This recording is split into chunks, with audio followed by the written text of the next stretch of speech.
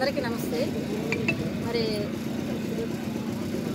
రేపు జరగబోయేటువంటి ఎన్నికల్లో భాగంగా మరి మన రాష్ట్ర ముఖ్యమంత్రి శ్రీ వైఎస్ జగన్మోహన్ రెడ్డి గారి ఆదేశాల ప్రకారం మరి మా చేనేత కార్మికుల తరపున మరి ఎంపీ నందిగం సురేష్ గారి గెలుపు కొరకు, అలాగే ఎమ్మెల్యే మరి గణేష్ గారి గెలుపు కొరకు మరి జగన్మోహన్ రెడ్డి గారి ఆదేశాల మేరకు మేమందరం కలిసి మరి గెలుపు కొరకు మరి కృషి చేయడం జరుగుతుంది.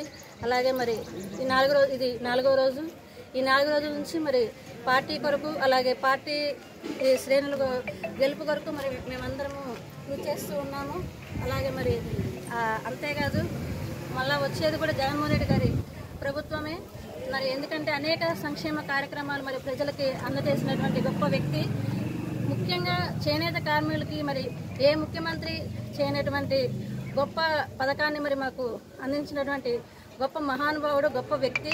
మరి ఆయన రుణం తీర్చుకునేటువంటి సమయం ఇప్పుడు ఆసన్నమైంది కాబట్టి మేమందరము ఆయన గెలుపు కొరకు మరలా ఆయన సీఎం చేయనటువంటి ఒక ఆకాంక్షతో మేమందరం గెలుపు కొరకు కృషి చేస్తూ అందరిని మరి కలుపుకొని మరి మా ప్రాంతంలో మా యొక్క చెరువుపల్లి మండలంలో మరి గెలుపు కొరకు కృషి చేస్తూ ఉన్నాము. అలాగే మరి ప్రతి ఒక్కరూ ఈ యొక్క పార్టీ గెలుపు కొరకు కృషి చేయాలని, అంటే మా చేనేత కార్మికులే కాదు ప్రతి ఒక్కరికి సంక్షేమ పథకాలను అందజేసినటువంటి గొప్ప వ్యక్తి.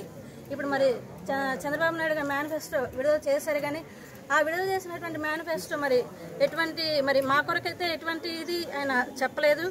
మరి ఒకానొక ముఖ్యమంత్రి ఎవరంటే జగన్మోహన్ రెడ్డి గారే మా కొరకు అన్ని ఇచ్చారు. అది దృష్టిలో పెట్టుకొని ఆయన గెలుపు కొరకు మరి ప్రతి ఒక్కరము కృషి చేయాలని కోరుకుంటూ, అలాగే మోపిదేవి వెంకటరమణ గారి ఆశీస్సులతో మరి మొట్టమొదటిసారిగా మరి జెడ్పీటీసీ అనేటువంటి మా చేనేతలకి ఇచ్చినటువంటి మోపిదేవి గారి ఆశీస్సులతో మరి మేము ఇక్కడ జెడ్పీటీసీగా ఉన్నాము.